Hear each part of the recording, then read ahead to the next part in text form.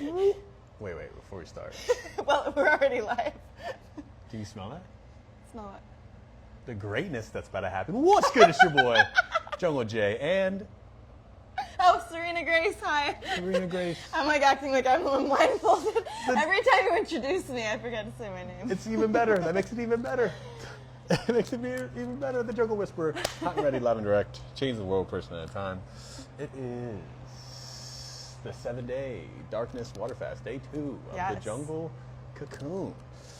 And today we have a decent amount to talk about today. We have a decent amount to talk about. I'm sure. Oh my gosh. So we're going to intertwine our experience along with like the 3 words or whatever phrases that describe our day.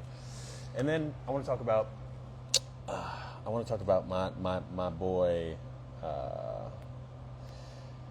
Alberry. I'm forgetting his name already, but I'm going to get back to him. I'm gonna remember his name very soon. I'm gonna get back to him, and then we're gonna go over all the questions. So, yes, I'm trying to remember his name. Burberry, Ahmad Burberry. I'm gonna come back to him. It's fine. So yes, we're gonna go over 3 words, experiences. Go over my man's that I can't remember right now, and then we're gonna go to the questions. So, starting off the experience today, which is so interesting, is once you woke me up, I instantly went to my first word for today, which was clean. Clean? Yes, clean, because I instantly noticed, the taste in my mouth, which you said is natural? It's detox symptoms. Okay. Yeah, when you're fasting, you release through your tongue. There's a lot, that's why, my words aren't working right now, but it's detox symptoms. You release a lot of toxins through your tongue. That's why tongue scraping is really beneficial when you're fasting. Yeah, you asked, would it ruin the benefits if you brush your teeth? But no, it'll improve the benefits. It's good to scrape your tongue when you're fasting. Yeah. Oh, sweet. Yeah, because I was thinking, like, I'm taking in calories and it's going to... I know. I don't know if I understand your thoughts, yeah. I don't know if you felt that way whenever you fasted. When I first started fasting, I looked that up. I looked into it. I was worried about it. I was like, what if I accidentally swallow toothpaste? But no, it's negligible calories in toothpaste, and also it's a clean mouth. It helps you detox. Well, now we know that. So that's been a part of that process. Even the past 2 times have been a part of the process. But I was going to say, did you not brush your teeth the last 2 times you fasted? I thought you did. I did on and off.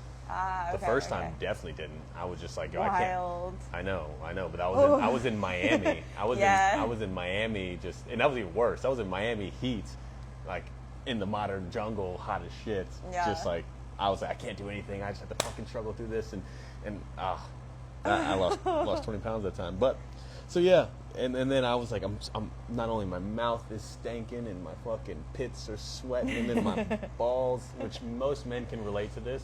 Is that there's when you pee, there's like leakage that happens.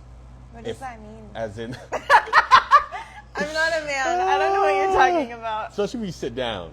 So leakage. Yes, leakage. So when you pee, especially when you sit down. Where?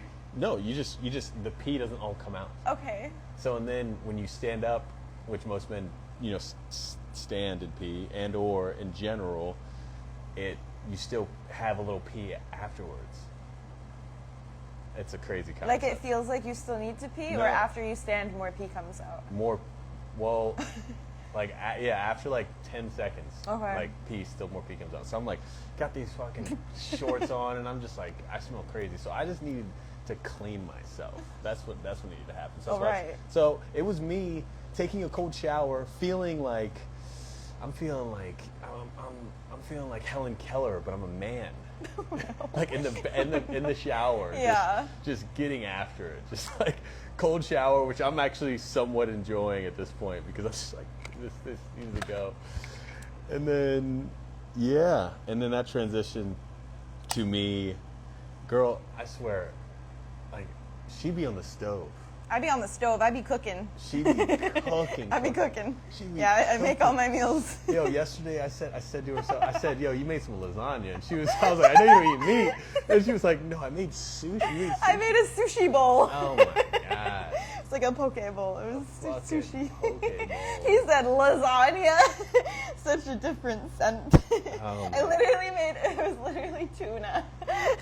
Tuna? Vegetables and seaweed and rice, yeah. What? And you said lasagna. It smells like lasagna.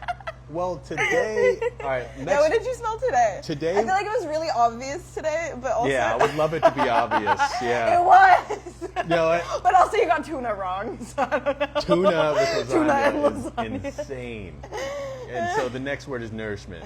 Nourishment is the next word, and that's to say whatever the fuck I can't even remember what you were cooking at lunch, but all I know is I was in the spiritual direction and like just meditating for like, I was like 30 to 40, I think what it felt like 30 to 45 minutes within me meditating, and then I smell your food, I'm like, no. And I was like, yes. And then I had to just drink some water, so like I was like thinking in my head that I ate the food that you're eating. I was like, yes. Yes. I was like, I'm full right now. I'm like, you're nourished. You're yes. fully nourished. Yes, but then it was like this is supposed to be sensory deprivation. So, but my senses definitely felt deprived of the food that was being made. Yeah, that makes sense. Oh, but today, no, I know what you made for dinner. You made some fucking curry. Yeah. Vegetables. Oh, good job. Yes. It's like it was so obvious today. Yes. Curry Today, spices are so obviously scented. I said she's on the stove, and I just had my water. Stove. That girl on the stove. That girl on the stove, and I said yes, and I just ate, and then nourishment. Okay, and then it went into a very creative space, into the jungle fever, and a lot of ideas, and that was dope.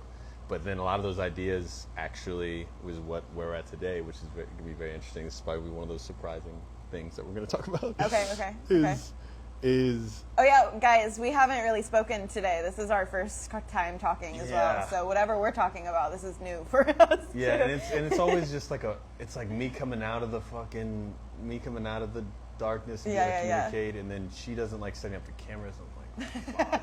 And she's like slightly like stressed over that. Good stress, but it's like fuck. But then now when we're in this, I feel more of a flow. Yeah, I was gonna say it's more flow state now. Yeah, and I don't know what's gonna come. But but it's exciting. So yeah, it was like spiritual direction, and I told you yesterday it was like I thought this was like maybe spiritual awakening, and I was like, no, this is more of a creative awakening. But plot twist, maybe a plot twist. Plot twist is a lot of the ideas that I have for the Jungle Fever happen to be. There's spiritual games, but then I went into the sexual games, and now it awoken like a sexual awakening. Ooh, okay. Have you experienced Kundalini awakening before? No. Do you know much about Kundalini? Kundalini, is that like the ultimate amount of focus? Like I've heard of samadhi. No, Kundalini energy flows through your spine. It's activated through your spine and like through all of your chakras. It's when all of your chakras are aligned. And I don't want you to quote me on this because I'm not like super refreshed, but it's a really intensely spiritual experience. But when you were talking about sexual energy, I was wondering if that had to do with Kundalini or not. Some people connect the two.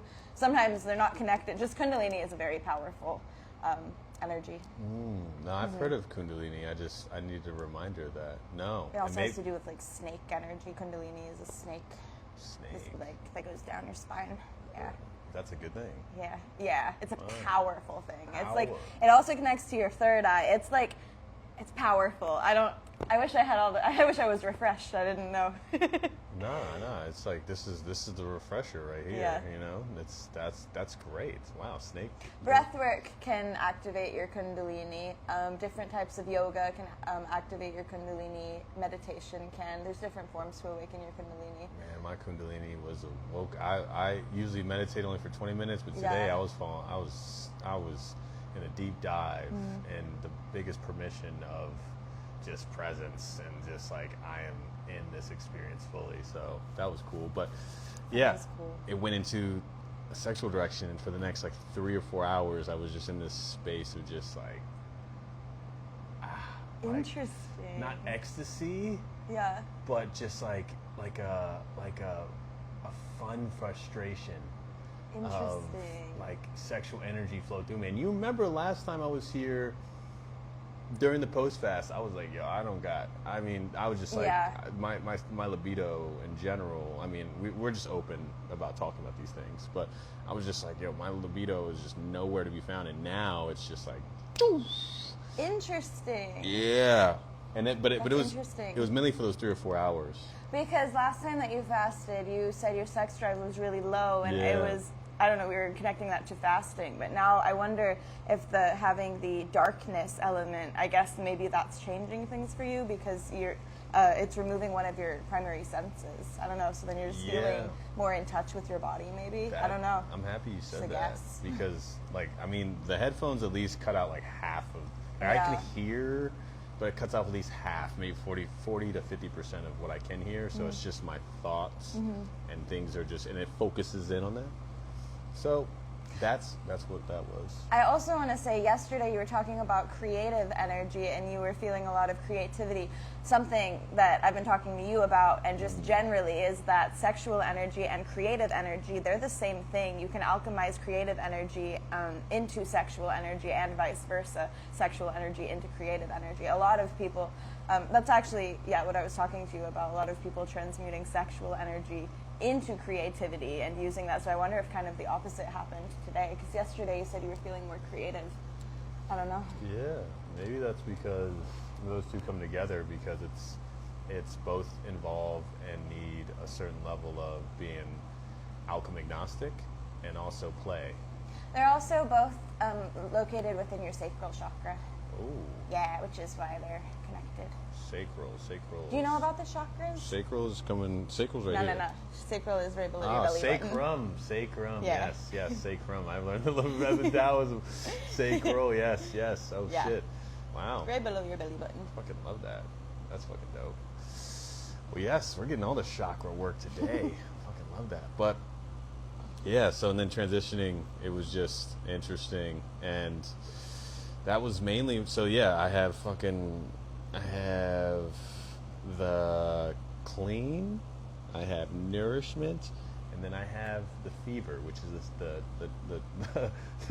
sexual energy that feels like it was erupting for me today. And interesting. Yeah, that was pretty much, and then towards the end now, it was just being patient to when is my jungle whisperer going to help me, and then my stomach, I started feeling like the stomach pains towards the end, but we're situated. But those are my 3 words, and that was my experience today. Thank you for sharing. Yeah, and I would love your experience. As much as you don't think it's involved, there's things that like happen, like whether it be cooking or vacuuming. Like there's like your experience is a part of mine. Okay. So it's like I want to hear that, because I'm gonna have something to add to it. Okay. So my 3 words, I feel they don't really have much to do with your experience, cool. but thanks for saying my experience has to do with yours as well. Today I've just been, since I'm moving soon, I've just been packing my apartment up and like cleaning things, organizing things. When I was vacuuming, I was cleaning off the couch so I could take a picture of it and list it online to sell it. I don't know, so today has been very busy and productive. That's probably my first word, busy, I feel. Next word, balance is the next word, because while it was busy and productive, I caught myself in a moment where I would have pushed myself further in the past, because I'm like, go, I want to get everything done when I want to get it all done. But also, with everything that I've got going on physically, I cannot push myself further than I should, or I will get sick and I will have like flare-ups for a week. For those of you who are unaware, I have fibromyalgia and POTS syndrome, and if I push myself too far, it's not good. Anyway, so I was packing and being busy, but then I slowed down and I went outside for a second and just breathed in the sunshine, and I just started talking to myself out loud, and I was like, hey, Serena, it's okay. It's okay. I'm proud of you that you did everything that you needed to do. I'm proud of you that you got done what you wanted to get done. I understand that you feel frustrated right now because not everything is finished, and I know you want to get more done, but I'm proud of you for taking some breaths right now. And I just genuinely started speaking out loud to myself to kind of shift the mood, because I was in a go, go, go mentality, but I knew I couldn't push myself. So my next word, I guess it was balance, but also like I'm proud of myself for like finding the balance, for being gentle with myself and not pushing myself, because that's something I've done so much in the past, and I don't know, it's cool that I was able to like be more chill. So then I made some food and like laid down for a sec, and that was good, and it made my mind feel a lot more clear. So then I guess my next word would be clarity. Yeah, those are my words. Oh, clarity, I like that. Yeah. Just so start. Balance, balance, proud of myself, and clarity. Oh yeah. The busyness is interesting within, you know, and I'm happy that you're getting all this done for yourself, because August the 20th is coming right around the corner. I know, and it's so stressful. Moving is a lot of work. Change is so interesting. Yeah. It's a beautiful thing. It's a beautiful thing. But it's like, I was going up the stairs and I was like, oh yeah. I was like, oh shit. I was like, I hope I'm not stepping on anything important, because I have my fucking I can't see shit. Yeah. And then I also have my fucking headphones on, and so I'm like, oh shit. So I step over it, and I'm like, I hope I didn't fuck anything up just now. Go to the bathroom, come back down, and then I was like, okay, I put whatever I could back to where it was at, and it was like, it was the same thing yesterday. Did you paint yesterday?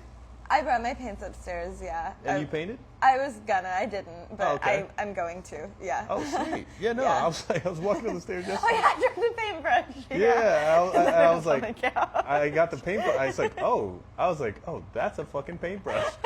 So it's just like, it's like me trying to maneuver up the stairs and like make my way down. I was like, oh, so I know what the fuck the Jungle Whisperer's doing today. She's fucking getting her shit ready. She's fucking painting. Yeah. Getting right. So I'm happy that you found a certain level of balance. Yeah, as well as me too. a proud space. Yeah. And your clarity is on point. And thank you. And I'm happy that we can share this experience together. Yeah. It's fucking good. Yeah. Do you have your phone with you? Yeah. All right. Can you search Barberry? It's like, his name is a guy that lost 270 pounds. I just need to. Do you know his name, or you? No, I'm trying to just get his first name. His name. Say guy lost 270 pounds, and it says Barberry. That's his last name. How do you spell Barberry? I don't know. You can just try to, and then you can press enter, and it'll come up probably.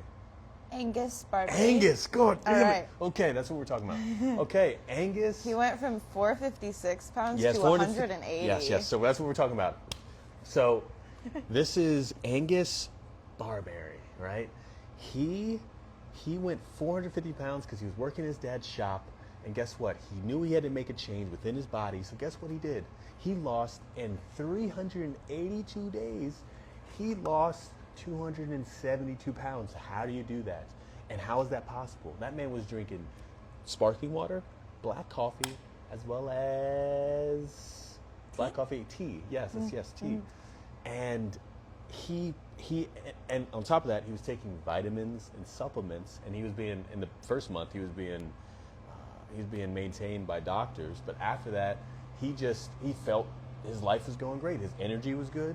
So, and he ended up maintaining that after 382 days, maintaining that 180 pounds. And that's all to say that this fasting journey is your ability to be able to maintain is up to obviously how your body works with it. But if Angus Barberry can go 382 days without a single food and then come out healthy as fuck, we're wondering, why do you starve yourself? Not starve yourself, but why do you fast? And what are the benefits? It's so you can get rid of and detoxify all the shit cells and reduce inflammation and also It is important that you corrected yourself to fast and not starve yourself, because there is a difference, and I feel the difference has to do with your mentality, because anorexia and fasting are two very different things, and you don't get those benefits through eating disorder related things. That's valid. Yeah. I'm happy. This is why I'm happy she's here. She gives a whole other perspective that I didn't even think about. Yes. So look him up. It's definitely interesting. interesting perspective on this whole fasting journey for those that also think that this is unhealthy or whatever you want to fucking say. But we have questions. Yes. The Jungle Whisperer has questions for the Jungle J. Yes. Okay. Okay, question number 1. What does your body miss that isn't food? What does my body miss that isn't food? Actually, I also, first I want to say, what are your hunger levels at? Are you hungry? That's a great question.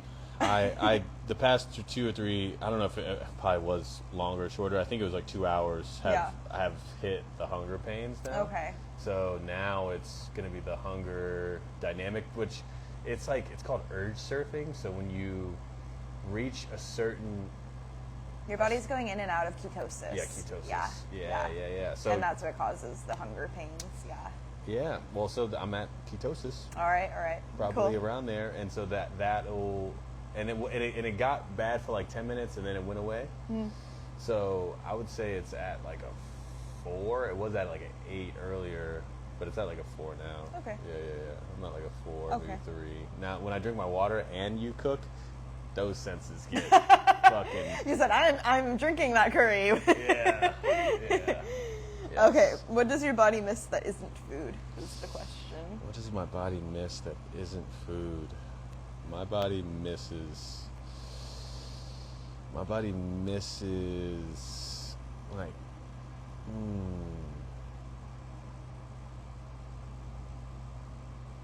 being able to, I think it's like maybe just a certain level of fucking working out. I know that's number 1. I was so curious about that. I know my body would crave exercise because you are kind of just sitting in your little corner, except for when you're going pee and you're showering. Yeah, my body craves movement. Yeah. And stretching. And why don't you stretch during this time? I could. Yeah. I could. That's definitely something that might happen later on, because like I've meditated and it's like, I think it's a progression too. And some people do people do run, but I think I good luck running. Yeah, for sure. But I think definitely movement would be like number 1 because that just puts me in a flow state in general. Yeah, I get that. And so I guess I'm learning throughout this process of like how I'm going to go about it. And coming into it with no expectations, like I'm just gonna be, and it's like no, I'm just gonna be. Yeah. Now it's like, okay, I would love to just fucking pick up some weights and just get after it. But I would say movement would be definitely, and weights. That makes sense. 100%. Thank you for your answer. Next question. Are you detoxing from food or from your persona? It definitely from my persona. Let me tell you, there's 2 different things. There's your personality and then there's your persona. Oh, right? What's the difference? Your personality is what everyone else sees. Uh-huh. Your persona is what is within you. Okay. So, I believe both of those are very intact now because of I've already had to detach from my persona and internally and externally of who Jungle J and like who that character, who people think that that's like differentiated from who I am. So I would say it's 100% more detachment from food, because I had to detach from that, bringing up the herpes situation and that validation and attention that I need, like we talked about yesterday. I'm clear on my truth. I'm clear on internally who I am, and I live in that. So it's more of, okay, what does this food mean to me, and me not having it, what is that going to put me in a state of gratitude for? Right? When you don't have it. And I thought about that today. I said to myself, I was laying down, and I said, do people, like, oh yeah, that's what I said. I said, I was picturing myself on the boat, and someone asked me the question, why are you going on water fast to do stand on nails? And I was like, do you know all your senses? And them look at me confused. and me saying, are you grateful every day just to like be able to see, to be able to hear things, to be able to taste things, to be able to feel what's around you? Are you grateful to walk? Is your mind, body, and soul, like, do you think about that every day? Yeah. Or is that just something you just take for granted? Yeah. So now it's like, what does it mean to take this food away? And how grateful am I going to be within that? So that's what I believe in. That makes sense. Yeah. Next question. What do you wish someone would just give you permission to feel? What would I wish someone would give me permission to feel?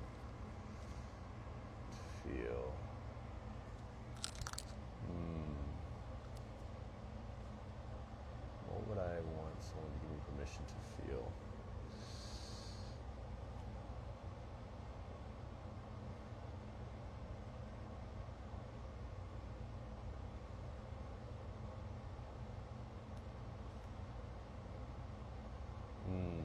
This is a good one.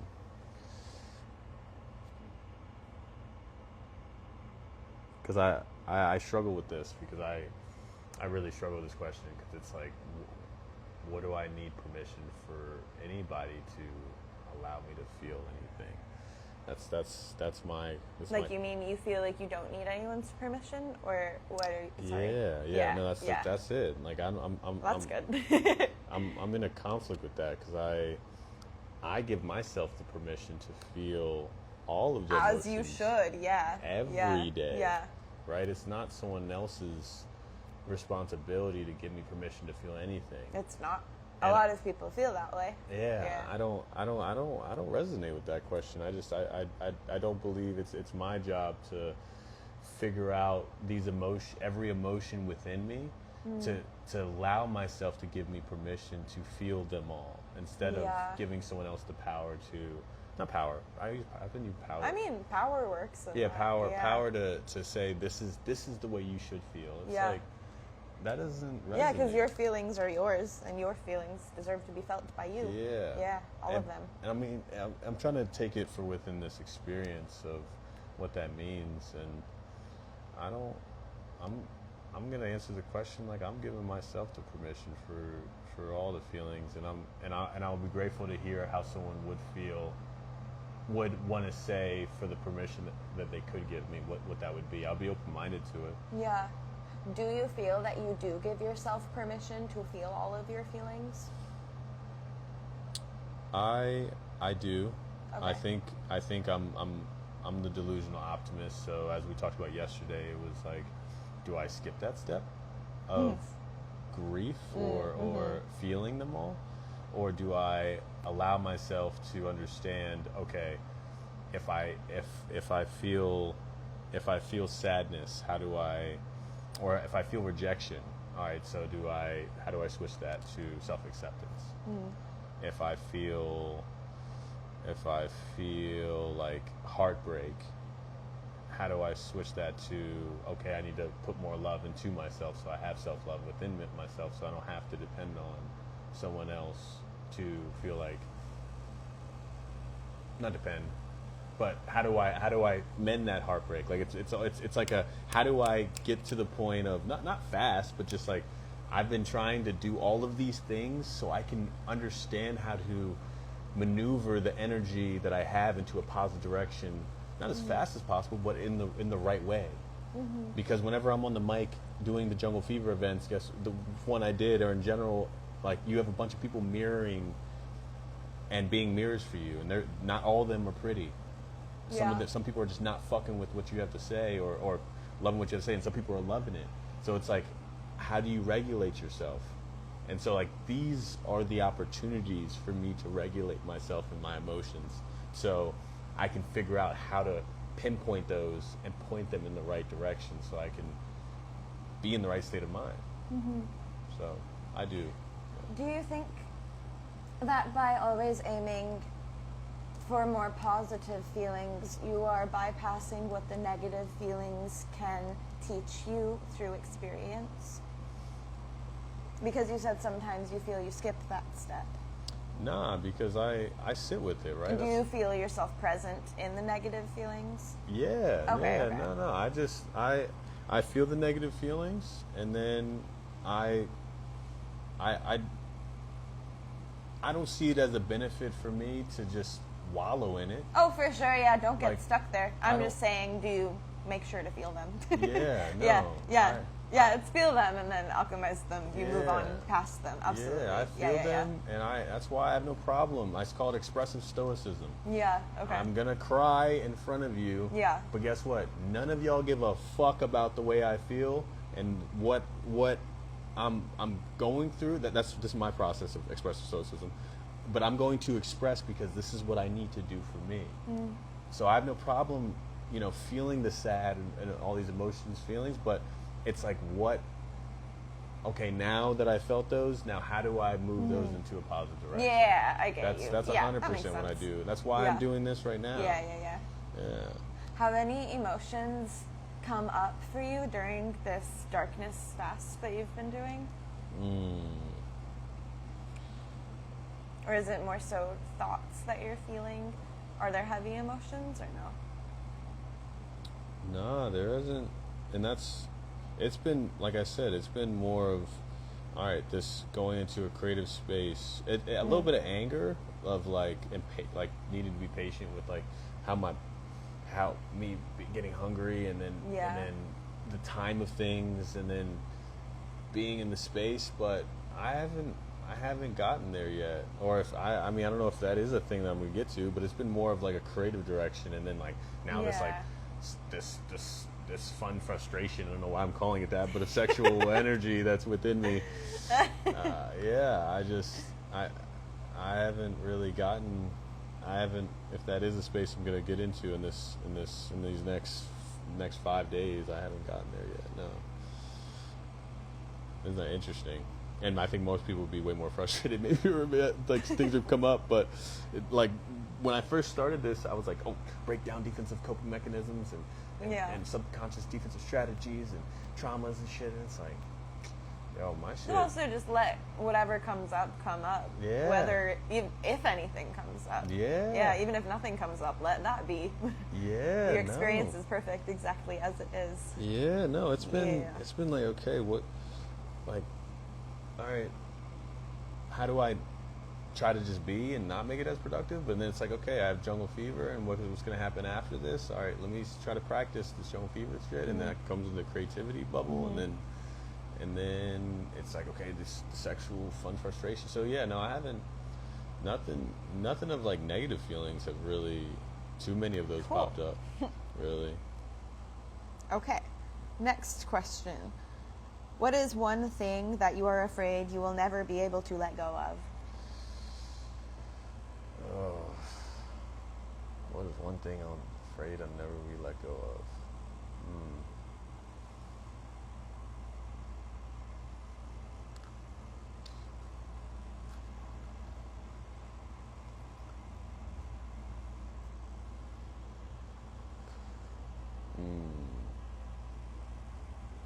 Wow, this is good. I think, what am I afraid of? I think, what would I not be afraid to let go of? I think it's my beliefs as it is right now, to really sum it up to this whole extreme straight balance direction. I'm afraid that I'm actually not. I'm so embracing of change as of this moment. It's like I'm afraid that one day I'm not going to be able to embrace change. I think that's one thing I'm afraid of. And just and my fears of saying that I'm scared of being average or and just it's being somebody and being nobody are both hard. You know what I'm saying? So you might as well. But you pick and choose what you want. You pick and choose. You pick and choose your hard. Yeah, you pick and choose which one you want. So, as of right now, if I had to say I'm afraid of anything, it would say like maybe change. Like if me thinking that change, I wouldn't be able to accept that anymore. That would be really hard for me. I'd be afraid of that, because then I'd just be situated like everyone else. What do you think would cause you to be afraid of change? I'm not. That's I the know. thing. I don't know. Something really, like, in this experience, like some really changing the psyche of. Yeah. I don't like really just spiraling me down into a negative path that I don't know how to get out of. And like me not wanting to try anything ever again. But it's just like I'm searching for those things at this point. Yeah, and even if that did happen, I know you would break out of it, and it would only build you stronger. Yeah. It's like people say you're built different. And it's like, no, like everyone that you see at the top isn't built different. They broke themselves down to build themselves back up. Yeah. To become built different. Yeah. That makes sense? Yeah. Yeah. It's like, they're not built different. They built themselves that way. Yeah, and anyone can do that. It's just you have to be willing to go through the process of tearing yourself down bit by bit, shred by shred. And so you can build yourself up, because you have to build yourself up on a solid foundation. You can't just build yourself from where you are without going deep into the depths. Otherwise, it's a shaky foundation you're building, and it'll all fall if you haven't gone through the darkness. I'm so happy you fucking said that. Because you know what happens? Is people build off a shaky foundation. They actually build a fucking skyscraper. I know. But their shit is hollow. And their shit is hollow, and they're like, oh shit, okay. And then they look around. Yeah. And they see other skyscrapers, and they're like, fuck, that's what I want. Yeah. That's the skyscraper I want. Oh shit. Or I want to build my own that's like that, but create my. Oh shit! I gotta go all the way back down and start from. Oh shit! There's holes in my foundation that I skipped over. Yeah. Because I wanted. You fear and survival hit, and you were just trying to get after the money. Yeah. Instead of figuring out who you are, and then attract all the things you want in this world. Yeah, and then a lot of the time, because their skyscraper is so high at that point, they don't want to start over. They don't want to go to the bottom. So then they just keep building on where they are, but it's not the life that they want. It's like an image of success, but it's not their truth. It's not their success. It's success to other people, but they're too afraid to really go into the depths themselves, to start over, to build that solid foundation. But if they do that, they could live in their own truth, their own authenticity, build their version of success, and attract their people who resonate with them, because they are showing up authentically and in truth. Yeah. But it is scary. It is scary to let go of that skyscraper, because it's a tall skyscraper. You did build that, but is it really what you want? And you know what you want. Yeah. That's fucking good. And you know what happens is sometimes those holes in the bottom of the foundation are built off of not truth. They're built off of lies that you told you that you made yourself believe that they were the case. Yes. And guess what? It's like the last scene of 8 Mile. Eminem, right? I don't know. Well, so this Eminem, he starts off mom spaghetti thrown up in the fucking bathroom, and he was supposed to do a rap battle. He doesn't do it because he fucking chokes. Okay. And so towards the end, he goes through all his trials and living in his mom's. Well, I'll kind of get there. So at the end, he actually is in the rap battle with all these gang members that are fucking beating the shit out of him and talking and fuck his girl and everything, and so he roasts all of them, and then he has the guy Papa Doc who's at the top, right, and he's going against him. Eminem's down here, and you know what happens is Eminem gets everyone hyped. He's like, everybody in the 313, put your hands up and follow me. Everyone put 313, put your hands up. And you know what happens is he goes into the whole. I'm not going to sing the whole thing, but he goes in and says, I am white, I am a bum, and guess what? I do live in a trailer park with my mom. And guess what? Wayne did fuck my girl. Wayne's one of the gang members. And I'm still saying fuck the free world. And don't ever judge me, dude. You don't know what the fuck I've been through. And then he goes in and fucking just goes in on on fucking Papa Doc, and he says to him, he says something along the lines like, "Yo, your real name's Clarence," and he lives at home with both parents. Oh, yeah, I think I've heard this. Yeah, and he just roasts Papa Doc on all of the things that he knows about him, and the thing is, he's at the top, and guess what? The dude at the bottom is gonna fucking rip your shit apart if you don't realize your truth. You don't own your truth, yeah. And so if you don't own your truth, somebody else will expose it. And that's why we talk about shame is silent. Like, silence is incomparable to shame, because guess what? He gave the mic back to him, and he said, I don't give a fuck what anybody says about me. I'm fucking outie. And everybody's like, everyone's quiet, and he throws the mic at him, and he has nothing to fucking say. So it's like, you can your skyscraper can be all the way at the top, you Papa Doc, but guess what? You have a dude like Eminem that's gonna see through the bullshit cracks, and then fucking conquer your shit. So you better live in your truth at all times, or you're gonna be standing on a fucking shitty foundation. That's what I believe in, for sure. I like that. Yeah. Okay, next question.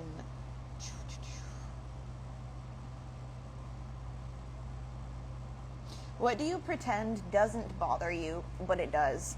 Ooh, I know. For sure, my intelligence. Oh. I knew that right away. I have found different strategies to transfer that energy. And whenever someone says something along the lines of, you're dumb, or you're stupid, or wow, you're slow, or something, I learned the technique is to agree and one up. Yeah, you were telling me about that. Yeah. And so now I do things like these darkness retreats, or and fasts, because I have a very high insecurity of the fuckboy Jay that I used to be, and going back to the dude that suicidal thoughts, and being told I was, and doing a lot of stupid shit, so I thought I was stupid. So I have this story around me being the fuckboy stupid Jay. So I'm happy that I don't hold on to that person, but I always recognize them, because it gives me so much energy for where I'm today. To say, all right, I know who that guy was, and I'm not gonna let that energy go to waste, and figure out a way to really master the way I communicate. How can I be an energy guru? How can I get a PhD in positivity? Like, these are goals of people, of the person that I want to be. Yeah. And so it's definitely my insecurity of my intelligence, for sure. I think it was yesterday or the day before, you said that you've been trying to change and rewrite that story, though, of the insecurity of your intelligence. I don't know, I think that that's an important thing to bring up, because you look like you're going to say something. No. Okay. I don't know. Yeah, no, I don't actually, I say I want to rewrite it, but I love that person. Okay. I love that guy. Okay. I love that dude that was just getting fucked up, trying to think girls are the main priority, and just going off to my so selfish. Like, I love that person, because it's such a reminder for me to be who I am today.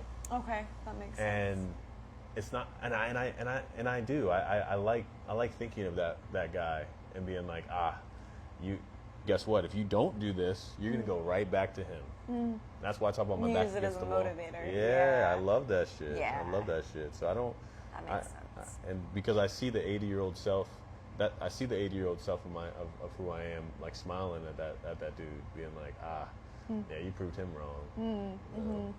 So I'm doing these things so I can find clarity with those parts of me, and really let it drive me to keep making an impact that's bigger than myself. I like that. Next question. Who are you trying to impress by surviving? Jeez, these questions are slappery. I know. Fuck. I know, day 2 questions are all deep for some reason. Okay, who am I, what? Trying to impress by surviving.